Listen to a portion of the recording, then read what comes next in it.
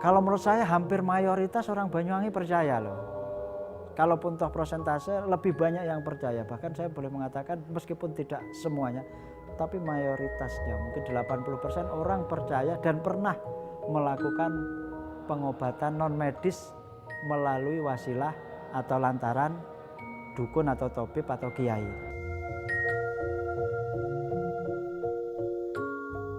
Mistik dan perdukunan menjadi bagian dari perjalanan panjang orang Banyuwangi. Keduanya ada dalam semua pembabakan sejarah Banyuwangi. Di Banyuwangi, dua unsur yang sering dipertentangkan, yaitu agama dan mistik, berkolaborasi menjadi bagian hidup orang Banyuwangi hingga sekarang.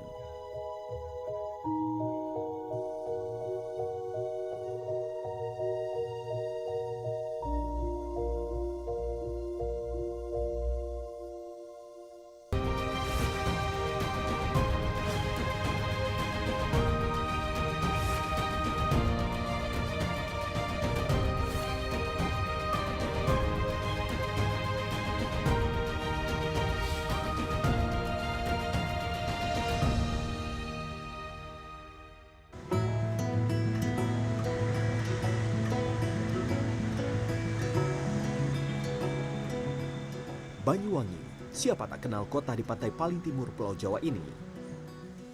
Salah satu daerah di Indonesia yang berhasil mengubah citra dirinya dalam 10 tahun terakhir menjadi wisata sejuta pantai. Belasan pantai yang dikelola Pemda dan warga menjadi daya tarik turis lokal dan asing.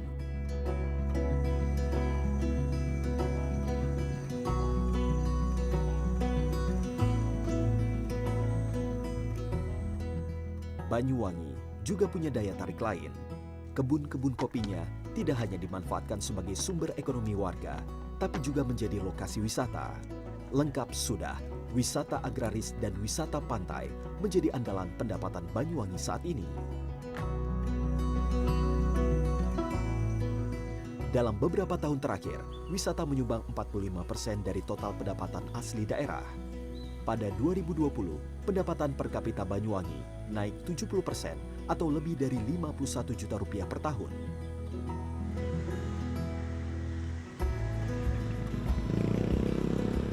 Pada 2010, kemiskinan di Banyuwangi masih 21%, tetapi angka itu turun menjadi di bawah 7% pada 2020.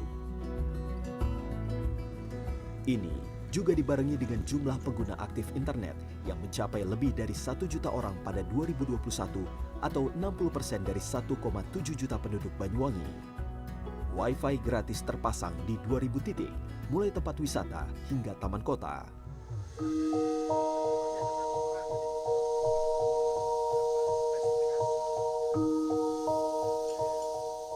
Akan tetapi, Banyuwangi adalah entitas sosial yang unik. Dalam penelitiannya, Soeharto, dosen ilmu budaya Universitas Jember, menyebutkan kuatnya kepercayaan orang Banyuwangi pada hal-hal yang bersifat mistis dan supranatural. Orang-orang yang diidentifikasi secara sosial sebagai dukun juga dipercaya memberi jawaban atas masalah kehidupan. Ini dipengaruhi oleh karakter masyarakat Osing sebagai suku asli Banyuwangi. Kami kira tidak lepas dari latar belakang sejarahnya. Kita melihat masyarakat Osing adalah mengaku dirinya adalah elemen terakhir dari yang namanya Kerajaan Blambangan. Dan kita tahu Blambangan adalah kerajaan Hindu terakhir setelah Majapahit runtuh yang ada di Jawa Timur. Kalau saya katakan karena mereka juga sebagai identitas yang merasa cukup kuat dan mereka sudah di alam bawah sadarnya itu punya tradisi yang mana mereka dengan apa yang pernah mereka miliki tentang konsep mistik, ini kan tentu saja sangat kuat. Jadi agama apapun yang datang ke sana itu tidak mempengaruhi kekuatan identitas yang mereka punya sebagai orang Osing tadi, yang dirinya merasa, ya maaf mungkin secara elemen saya adalah bagian dari identitas terakhir Jawa yang berkaitan dengan Hindu tadi. Di tahun 2019 yang lalu, saat launching bukunya, Anti Ekstrim Marketing, Bupati Banyuwangi waktu itu Abdullah Azwar Anas menyebut bahwa Banyuwangi ini memang sudah lama identik dengan mistis dan perdukunan. Sebagian masyarakatnya ini mengkaitkan persoalan dalam dirinya dengan hal mistis, baik sebagai sumber ataupun sebagai jawaban. Maka tidak heran bahwa dukun ini sangat populer di Banyuwangi karena dianggap bisa menyelesaikan persoalan yang terjadi pada dirinya. Kalau menurut saya hampir mayoritas orang Banyuwangi percaya loh. Kalaupun toh persentase lebih banyak yang percaya. Bahkan saya boleh mengatakan meskipun tidak semuanya, tapi mayoritasnya mungkin 80% orang percaya dan pernah melakukan pengobatan non medis melalui wasilah atau lantaran dukun atau tabib atau kiai. Tidak ada catatan berapa jumlah dukun di Banyuwangi.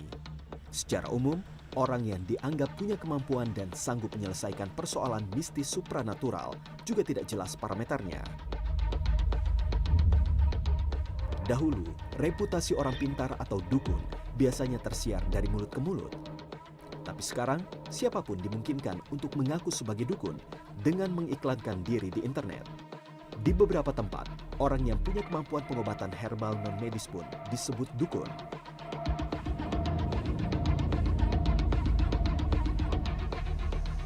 Menurut antropolog Bangun Santoso, dalam bukunya The Dukuns of Madura, ada 12 kategori dukun yang selama ini dikenal oleh masyarakat Jawa dan Madura.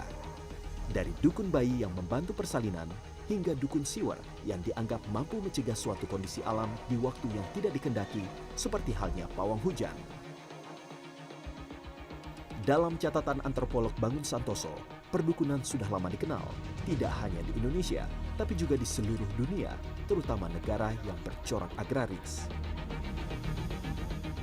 Ini juga dipengaruhi oleh tradisi lokal yang banyak dipengaruhi oleh animisme dinamisme, yaitu kepercayaan sebelum masuknya agama. Dalam pandangan animisme dinamisme, setiap benda di bumi memiliki jiwa, dan roh manusia yang sudah meninggal menempati objek tertentu. Tapi secara umum kenapa harus pakai supranatural? Tadi bahasanya paranormal atau pakai supranatural gitu ya? Ya itu kan secara dasar manusia itu kan terdiri dari jasmani dan rohani. Nah, sehingga hal-hal yang terjadi pada jasmaninya ini juga sangat terkait dengan rohaninya, kan begitu. Kadang manusia ini kan sebenarnya sudah dilengkapi oleh Allah itu semacam antibodi atau apa gitu ya, untuk bisa meng-scan diri sendiri gitu ya, untuk menyelesaikan masalahnya. Nah, sehingga ketika secara spiritual kita bantu, kita berdoa pada Allah, kemudian timbul keyakinan pada dirinya, kemudian kita bantu misalkan untuk untuk konsentrasi dan untuk meditasi dan lain-lain, tekniknya tergantung dukunnya itu ya.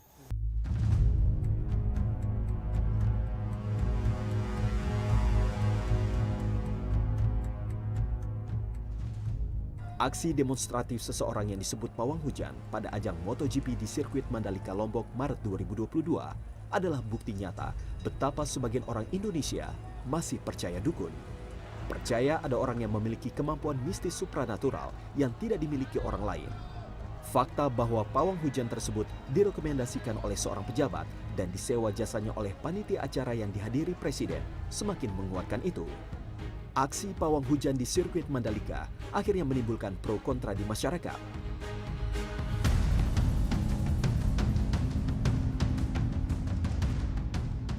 Di berbagai media sosial serta kolom komentar, aksi ini dianggap mempertontonkan syirik, mempersekutukan Tuhan dengan yang bukan Tuhan. Namun di sisi lain, tidak sedikit yang menyatakan aksi pawang hujan yang dalam tradisi Jawa disebut dukun siwer adalah kearifan lokal dan bagian dari tradisi yang harus dihargai. Ini menurut saya kolaborasi yang luar biasa ya. Jadi menunjukkan karakter di Banyuwangi ini masyarakatnya saya yakin adalah orang-orang yang sudah paham, mengerti dan bisa memilah. Artinya satu sisi meskipun dari nilai sisi keagamaannya tinggi, karena di Banyuwangi itu hampir ada 300 pondok pesantren ya. Pondok pesantrennya loh ini 300. Padahal satu pesantren kadang punya cabang-cabang, berarti kan lebih dari 300. Tapi di sisi lain ternyata masyarakatnya juga kental dengan urusan-urusan yang mistis. Karena memang kultur kita itu tidak bisa dipisahkan dari hal-hal yang bersifat mistis. Budaya kita itu ada budaya yang memang ketika ritual itu dilakukan, itu ada nilai mistisnya. Dan ini dilegendakan sampai sekarang begitu.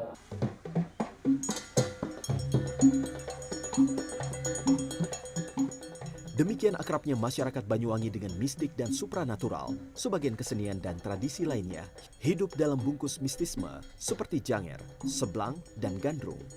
Berbagai tradisi ini berselimutkan unsur mistik dan selalu menggunakan dukun dalam setiap pergelarannya.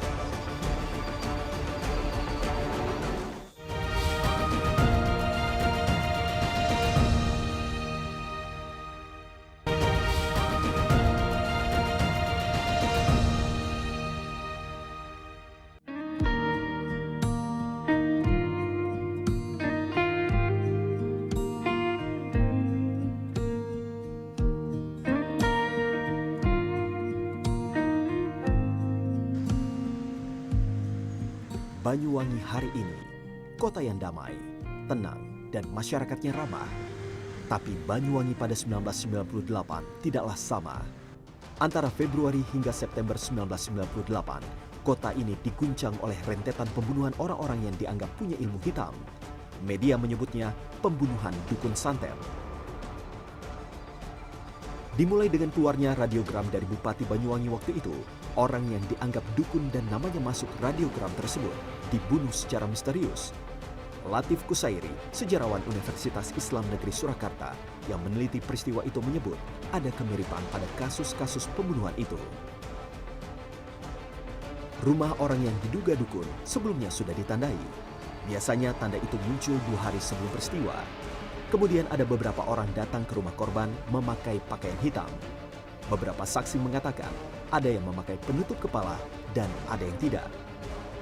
Setelah bertemu korban, para pelaku umumnya langsung menyerang dengan senjata tajam dan korban meninggal di depan rumah. Sejumlah saksi bahkan menyebut para pelaku sebagai ninja karena cepatnya aksi mereka saat membunuh korban. Kemudian muncul yang namanya ninja. Ninja ini ya yang menyentempeli nama ninja adalah para wartawan karena mereka adalah orang yang berpakaian serba hitam kemudian pakai topi ala ninja di Jepang itu, dan konon ninja ini juga melakukan teror-teror kepada bukan kepada orang yang punya ilmu hitam tapi merembet ke guru ngaji dan para kiai-kiai. Nah, makanya dari itu kemudian ada penjagaan yang sangat luar biasa di Banyuwangi. Belasan orang yang teridentifikasi sebagai tersangka ditangkap. Namun hingga kini, tragedi Banyuwangi ini belum sepenuhnya terungkap jelas, baik motif maupun otaknya. Jumlah korban peristiwa ini juga bervariasi. Pemerintah menyebut 90-an, sementara PBNU menyebut hampir 200 orang. Namun dalam penelitiannya, sejarawan UIN Surakarta, Latif Kusairi menyebut mayoritas korban justru adalah ulama dan guru ngaji. Menurut Latif, nyaris tidak mungkin pembantaian dukun santet ini dilakukan secara sengaja oleh orang Banyuwangi. Tradisi dan budaya Banyuwangi membuat mereka seharusnya tidak asing dengan hal mistis dan perdukunan.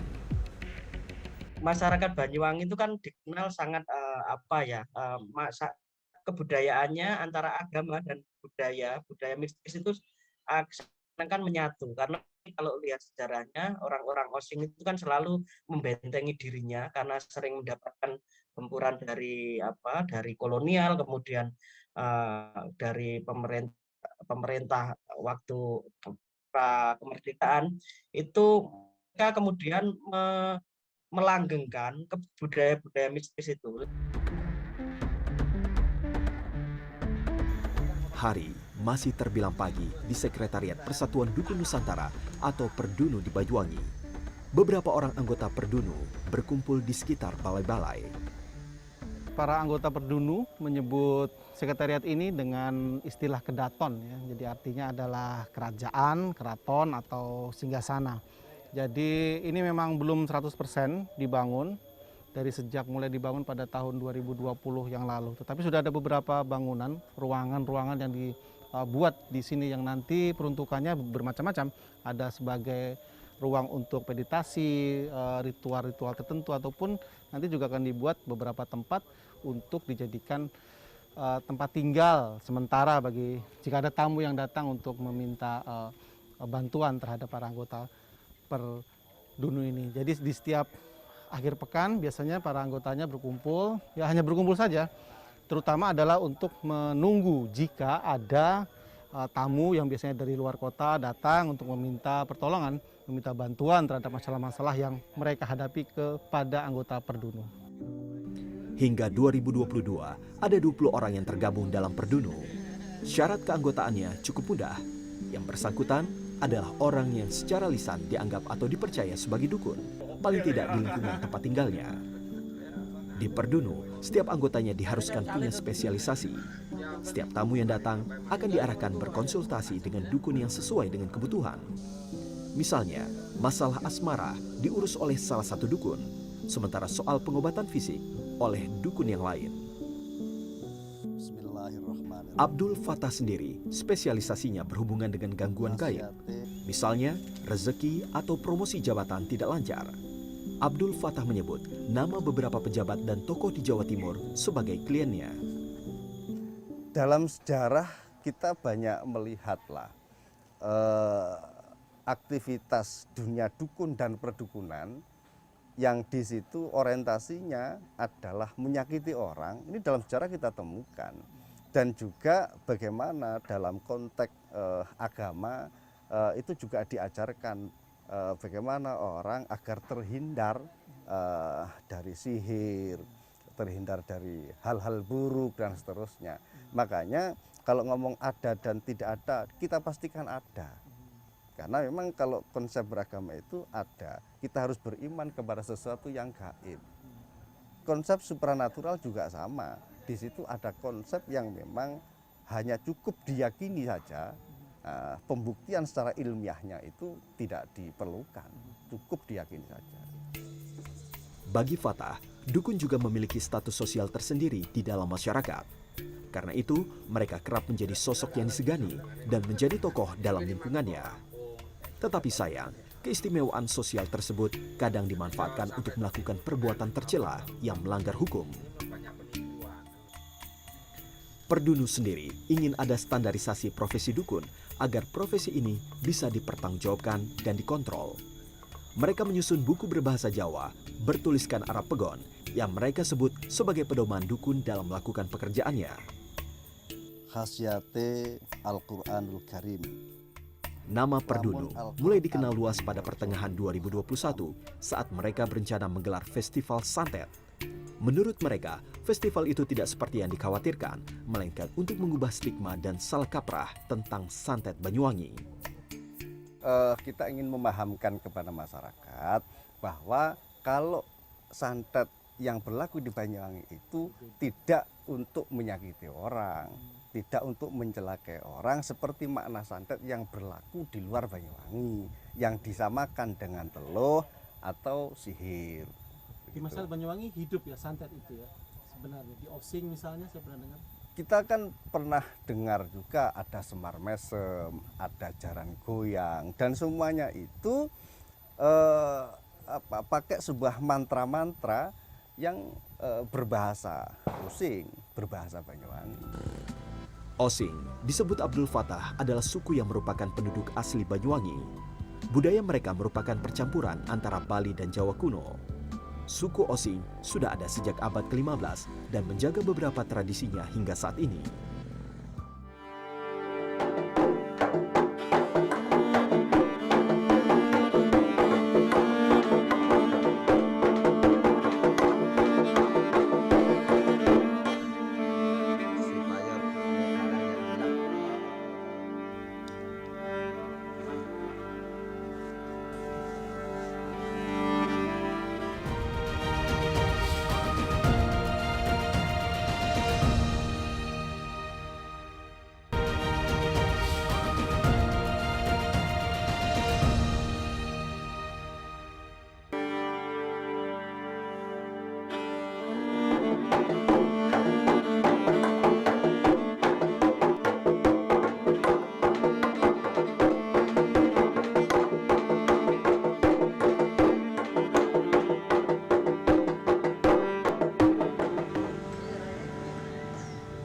Seperti hari-hari yang lain, beginilah ritme hidup Ali Nur Fatoni sekarang. Sejak 2 tahun lalu, dia harus terbiasa bangun pagi dan pergi ke kantor sebagai kepala desa Sumber Arum, Banyuwangi. Kebiasaannya dahulu sebagai dukun yang tidak punya jam kerja sudah dia tinggalkan.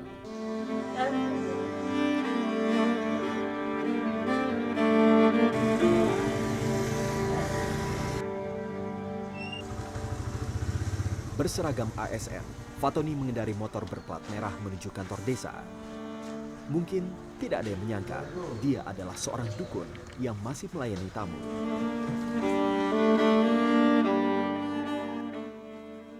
Fatoni mengaku mendapatkan kemampuan sebagai dukun secara turun-temurun. Keluarganya memang dikenal warga Sumber Arum sebagai dukun. Sementara kakeknya adalah tokoh agama yang cukup terpandang. Untuk mengetahui sang pencuri. Dia menulis sebuah buku yang berisi doa-doa yang menurutnya bersumber dari Al-Quran dan hadis untuk membantu penyembuhan medis dan non-medis. Buku itu dipergunakan ayah Fatoni, lalu diwariskan kepada Fatoni untuk membantu menyelesaikan masalah para tamunya. Doa-doa di masa lampau. Non-medis, betul sekali. Seperti orang terkena sihir, kemudian supaya barang hilang bisa kembali, menentukan siapa pencuri, ini bisa menggunakan cara-cara yang sudah diberikan kepada saya. Ini doa aja isinya? Doa sekaligus nanti dipraktekkan. Contohnya ini asma untuk menyembuhkan sakit jantung. Sakit jantung dibaca ini wa mingkal farju wa ilaikal mustaka wa bikal musta'an wala haula wala quwata illa billahil alil azim. Kaifiah dibaca 21 kali setiap ba'da sholat fardu.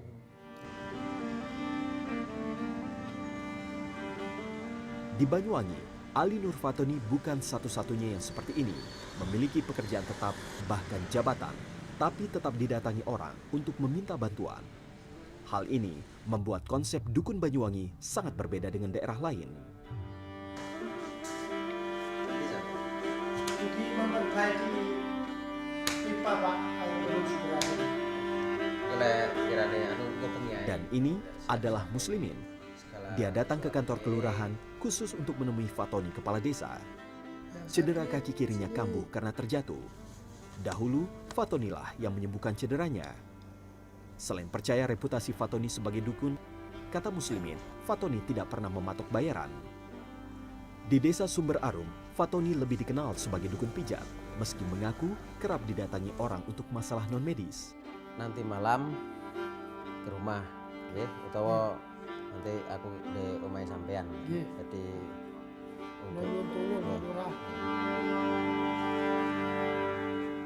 saya tadi kan jatuh dari tangga, turun tangga terus jatuh. Akhirnya saya sakit. Oh, saya ingat tuh Pak Lurah kan bisa pijat.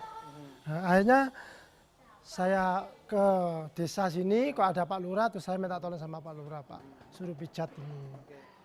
Pengalaman dulu bagus ya? Bagus, alhamdulillah sampai bisa sembuh. Terus akhirnya sekarang saya kok kambuh lagi karena jatuh itu, terus akhirnya saya ke desa lagi. Percaya sama itulah, pijat sama Pak Lurah itu aja. Karena kalau di Puskesmas mungkin diperiksa harus diginikan, saya takut suntik. Sering, tapi bukan, mohon maaf, bukan warga saya. Tetapi bahkan bukan hanya Kabupaten Banyuwangi, luar daerah datang ke sini. Betul, ke sini. Ada yang Surabaya, ada yang dari, banyaklah.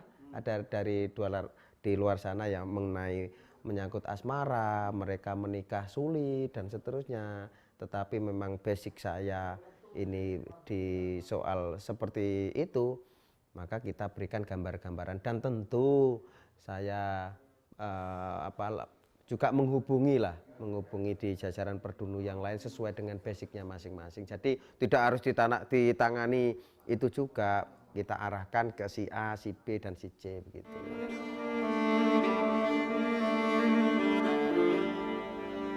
Ahmad Mundip menyebut, lebih dari 80% warga Banyuwangi pergi ke dukun. Satu di antaranya adalah Bastomi. Warga desa Tegal Sari ini mengaku sebagai orang yang rasional. Dari kecil hingga dewasa, Bastomi mengaku dia dan keluarganya tidak pernah bersinggungan dengan mistik ataupun pergi ke dukun. Sampai 2 tahun yang lalu, waktu itu istri Bastomi didiagnosis mengidap penyakit dengan puluhan sariawan di seluruh dinding usus. Bastomi mengaku sudah membawanya ke 5 rumah sakit di Banyuwangi dan Jember. Namun kondisi istrinya tidak berubah. Bastomi akhirnya melakukan apa yang tidak pernah dia bayangkan, membawa istrinya ke dukun. Kemudian Gus Fahru datang ke rumah saya bertanya, apakah di mana istri? Saya bilang sakit itu.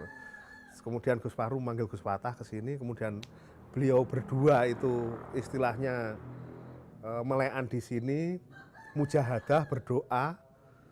Setelah pagi itu beliau berdua menemui saya pas di ruang tamu sini, ngobrol sama saya, ada sesuatu hal yang tidak baik terjadi. Ini efek dari aura yang tidak baik yang dibawa oleh keluarga ini.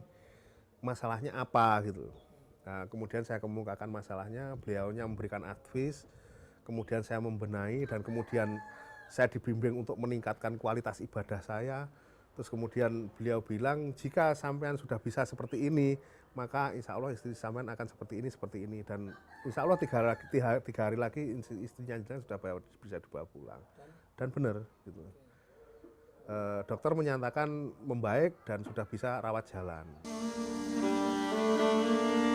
Inilah cerita tentang masyarakat Banyuwangi, tentang hidup mereka yang berkelindan dengan mistik dan perdukunan. Semuanya terjadi bukan tanpa alasan. Jejaknya membentang sejak ratusan tahun lalu. Bersama agama, di Banyuwangi, mistik menjadi bagian dari tradisi dan kepercayaan kolektif. Dan dukun ikut bersamanya dalam setiap perjalanan masyarakat Banyuwangi.